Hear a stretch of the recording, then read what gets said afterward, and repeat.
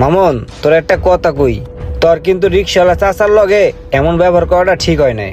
শত হইলো বেটা, হ্যাঁ একটা মুরব্বী মানুষ। তাই মুরব্বী মানুষ রিক্সা চালাতে আইবো খেল লিগা, ঘরে থাকতে পারে না?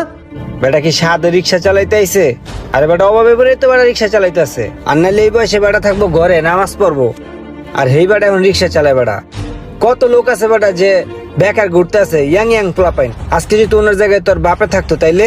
আমার বাপে রিক্সা চালাতে আইবো কাবড়া, আমার কি টাকা পয়সা কম আছে বেড়া? তোরে আর কি কম, তোর বোঝানোর কিছু নাই। টেকার গরম তোর ভিতরে অনেক বেশি ঢুকিয়া গেছে গা। তোর যা ইচ্ছা তুই তাই কর, তোর আর কিছু কম না।